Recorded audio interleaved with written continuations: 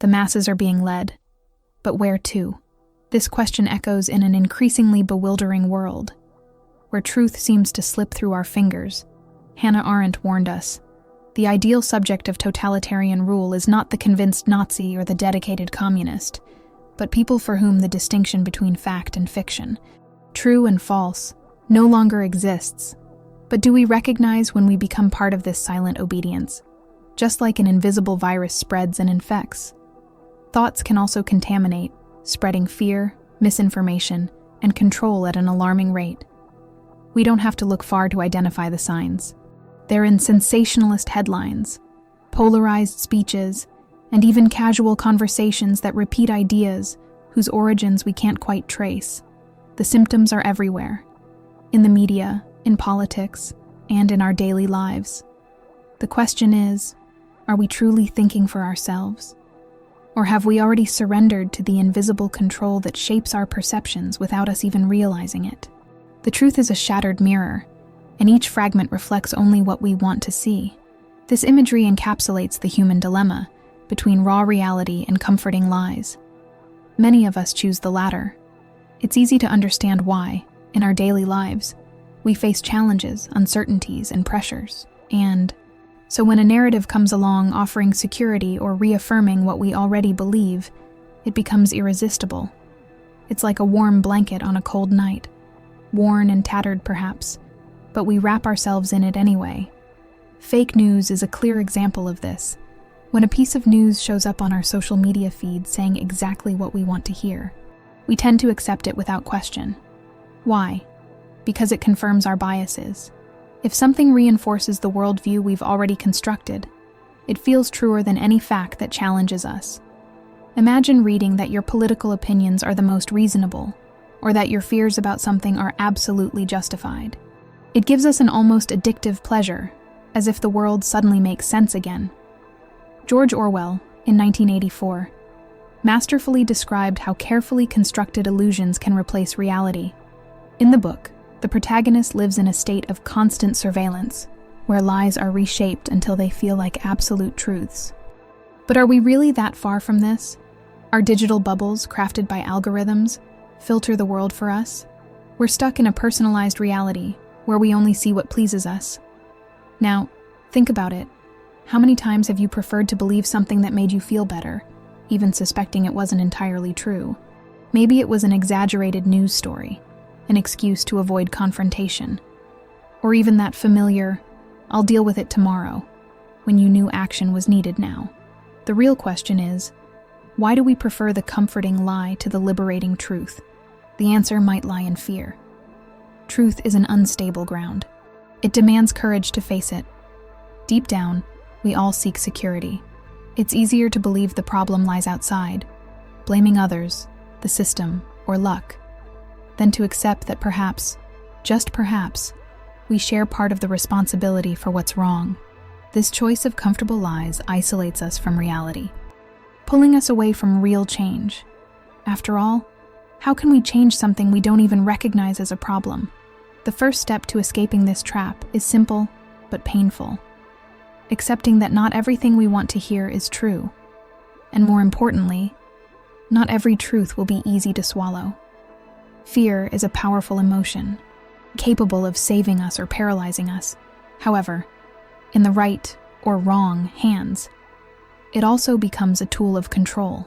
When we're afraid, our brain switches into survival mode, prioritizing quick and automatic responses, often at the expense of reason. This vulnerability is well known to those who seek to manipulate entire groups.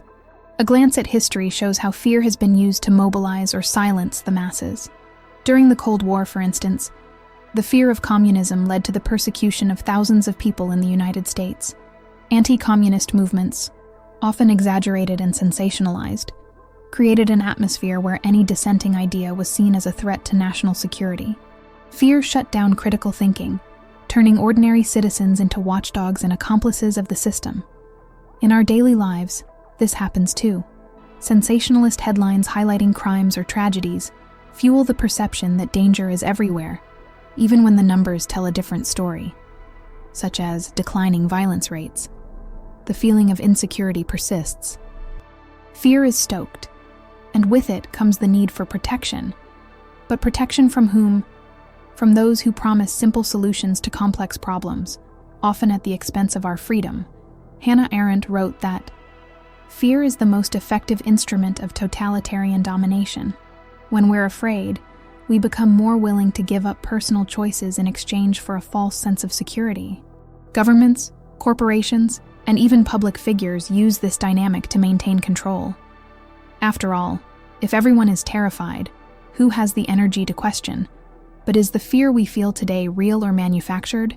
The issue isn't denying that dangers exist, but reflecting on the scale and frequency with which they are presented. How often do we act based on panic instead of solid information? Fear keeps us in a constant state of alertness, eroding our ability to analyze, trust, and even connect with others. Manipulation through fear is a cycle that feeds on our silence and passive acceptance. Perhaps it's time to ask ourselves, who benefits from our fear? Recognizing this pattern is the first step to breaking free from it. This doesn't mean ignoring threats, but learning to distinguish between legitimate fear and manufactured fear. After all, what do we gain by living cornered? We live in times when truth seems more elusive than ever. It's like trying to find a needle in a haystack of lies. With the added challenge that the haystack is constantly being shuffled, this bombardment of conflicting information isn't just a byproduct of modernity.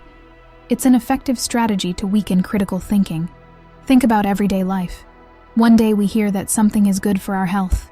The next, it's labeled a poison. Contradictory medical reports, political statements that change with the wind, and news stories that are debunked within hours. This constant confusion leaves us ungrounded, unable to trust any source or even form solid opinions. Just Mirlu, in The Rape of the Mind, explained how mental manipulation thrives in chaos. According to him, confusion isn't accidental. It's a deliberate tool. When people are bombarded with contradictory information, their ability to discern and respond rationally is destroyed.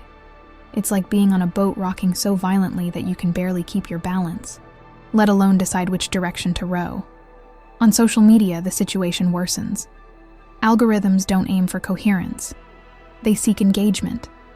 As a result, we're exposed to conflicting versions of the same story, each tailored to a specific audience. Polarization grows, and so does confusion. Not knowing who or what to trust makes us easy prey. In the midst of chaos, any narrative that seems clear and direct, even if false, feels like a safe harbor. This era of contradictions has another devastating effect: paralysis. Imagine someone trying to decide which path to take, but receiving instructions that cancel each other out. The result, they stand still. Unable to act, this constant state of confusion isn't just frustrating, it's dangerous. It diverts our energy from what truly matters. While the world around us continues to be shaped by those who know exactly how to manipulate this disorder, the question we need to ask is, how can we rebuild trust in such a chaotic landscape? The first step is recognizing confusion for what it is: a tool, not an inevitable condition. Seeking reliable sources, practicing healthy skepticism, and most importantly, slowing down to reflect before reacting, are small actions that can break this cycle. In a world where everything seems contradictory, finding the truth requires effort, but it's worth it, because without truth, who are we? Really? Imagine each person as an island, surrounded by a vast yet silent digital ocean. We live connected through devices that promise to bring us closer, yet often isolate us further. This isolation isn't just about loneliness. It's a condition that weakens our ability to resist manipulation and seek genuine support in times of uncertainty. Recent crises like the pandemic have made this even more evident. Suddenly, our face-to-face interactions diminished, and human contact became mediated by screens. Meetings turned into video calls, hugs became emojis, and deep conversations were replaced by quick, shallow messages. The result? We feel like lonely islands, adrift in a sea of data, but disconnected from what truly matters. Ivan Pavlov, known for his experiments on conditioning, demonstrated how isolation can make an individual more susceptible to manipulation. When we're alone, our sense of reality begins to distort. We lose critical thinking because we no longer have other voices to challenge or validate our thoughts. This is amplified by social media, where, even while connected, we often find ourselves trapped in bubbles that reinforce our ideas instead of challenging them. How many times have you felt disconnected from the real world, even while surrounded by people? Isolation goes beyond the physical. It happens when we retreat into ourselves, losing the ability to build genuine connections. This disconnection makes us more vulnerable because without emotional or intellectual support, we become easier to influence.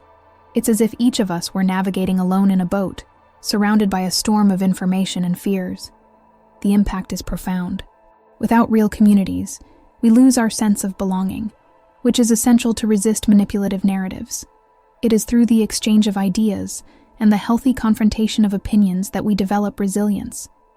Yet in a world where interactions are filtered by algorithms and constant crises isolate us further, how can we rebuild those connections? Perhaps the first step is simple: disconnecting from the virtual to reconnect with the human.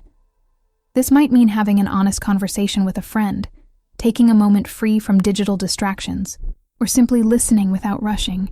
Small actions like these can pull us out of isolation and remind us that, deep down, we are not islands. We are part of something greater, and our strength lies in that unity. Technology is like a sharp blade. It can be used to create or destroy, depending on who wields it. Today, that blade is in the hands of algorithms that know more about us than we'd like to admit. Our smartphones, social networks, and apps have become not just tools, but mirrors of our desires, fears, and habits. The pressing question is, do we control technology, or does it control us? Think for a moment about the notifications on your phone. Each ping, vibration, or alert is designed to capture your attention and keep you engaged. This is the basic principle of behavioral engineering, a practice that exploits human psychology to subtly but powerfully influence decisions. That's why you click on that recommended video or spend hours scrolling through social media without realizing it. It's not a coincidence. It's by design. Marshall McLuhan once said, "The medium is the message." In the digital age, this means that the very structure of technology shapes our behavior. Social media, for instance, are not neutral platforms. They decide what you see, what you read, and often what you believe. Picture yourself in an endless hallway, where every door you open leads to more of the same. This is what algorithms do. They create a customized reality that traps us in information bubbles, reinforcing our beliefs and isolating us from different perspectives. And the impact goes further. Algorithmic censorship determines what is promoted or silenced, while endless recommendations shape our tastes and interests. At the same time, we are bombarded by ads that seem to read our minds. This isn't magic. It's massive-scale data collection.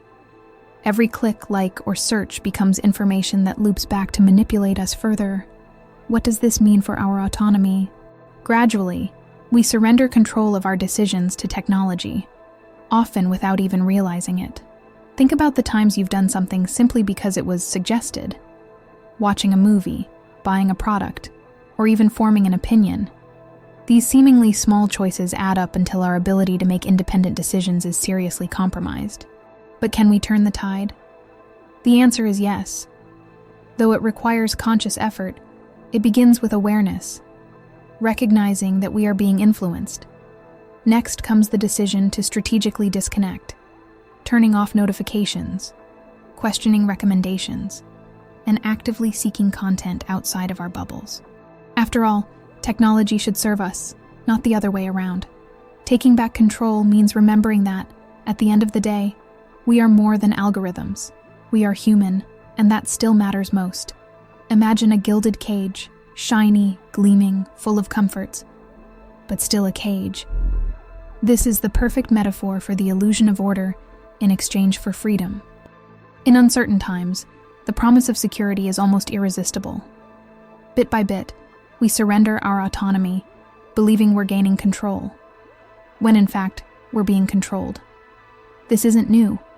From the Patriot Act in the United States, which expanded surveillance after 9/11, to today's mass monitoring systems, we see how the justification of security is used to restrict individual freedoms. Under the guise of protection, We accept cameras on every corner, the monitoring of personal data, and even limits on our most intimate privacy. But how often do we stop to ask, does this really make me safer? Thomas Paine, a staunch advocate for freedom, warned that those who expect to reap the blessings of liberty must undergo the fatigue of supporting it. Yet fear makes us more willing to sacrifice those blessings for a false sense of order. It's easier to trust systems that promise to solve everything than to face the complexity of the world. But this trade-off comes at a cost. When we give up small freedoms, like the right to question or the privacy of our data, we set dangerous precedents. History shows that systems of control rarely relinquish the power they gain. Instead, they find new justifications to expand, turning exceptions into rules. In our daily lives, this is less obvious but equally present. Think about apps that track our movements, permissions we grant without reading, or decisions made by automated systems on our behalf. Each of these concessions is another brick in the construction of this gilded cage. The comfort it offers is real, but so is what we sacrifice to obtain it. The central question is, what are we willing to trade for the feeling of security? The answer may vary, but it's crucial to remember that freedom isn't lost all at once. It fades gradually, with every choice we make to prioritize order over risk. Recognizing this pattern is the first step to resisting it. After all, a cage, no matter how luxurious, still limits the horizon. Breaking the cycle of mental manipulation and regaining control over our lives might seem like a daunting task, but it begins with simple, intentional steps. The good news is that, contrary to what many believe, power is never entirely out of our reach. It's about recognizing where we've lost ground and taking action to reclaim it. Cultivating critical thinking is essential. In a world overwhelmed with conflicting information, questioning has become an act of defiance. This means going beyond the surface of "I read it online," seeking reliable sources, comparing perspectives, and resisting the urge to accept something as true simply because it aligns with our biases.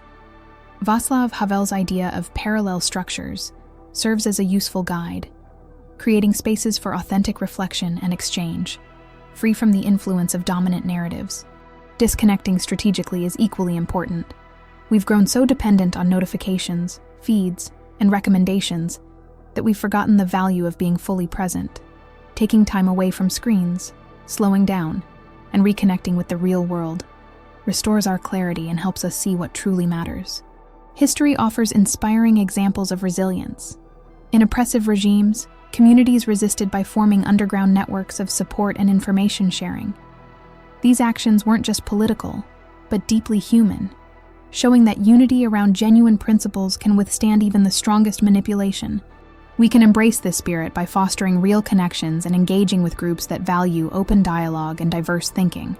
A vital question we must ask ourselves is, if we're not in control of our minds, who is? This is more than a warning. It's a call to action. We don't have to remain passive victims of systems that exploit our emotions and vulnerabilities. We have the capacity to respond, to learn, and to rewrite our own narratives. Regaining control doesn't mean rejecting technology or the systems around us entirely.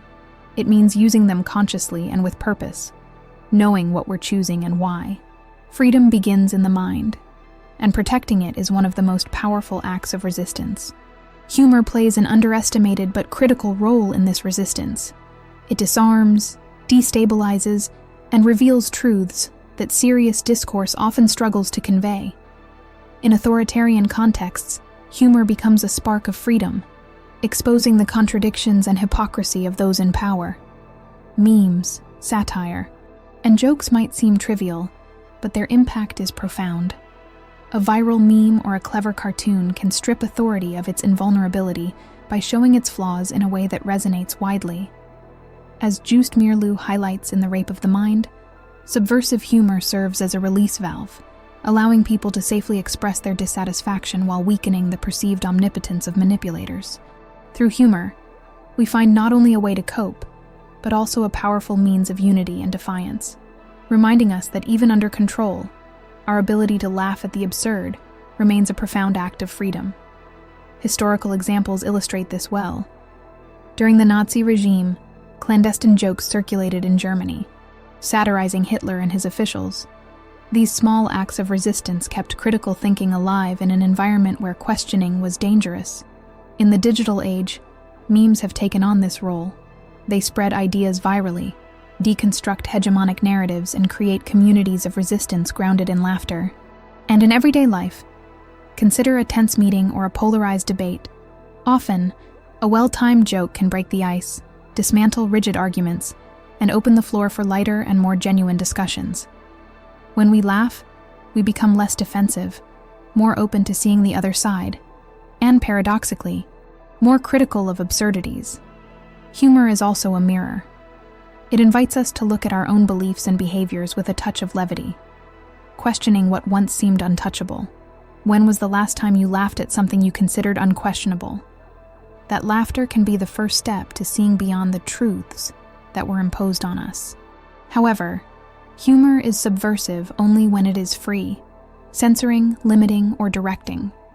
It is the ultimate attempt to control even our ability to laugh. Protecting humor and using it consciously is, therefore, an act of resistance. In the end, laughing at those who try to manipulate us is the simplest and most effective way to remind them, and ourselves, that we are still free. In a world where manipulation spreads like smoke, real communities are like lighthouses in the fog. They offer more than companionship. They are spaces for exchange, learning, and resistance. It's in genuine connections with others that we find the strength to question, challenge, and rebuild. History is filled with examples of the power of communities.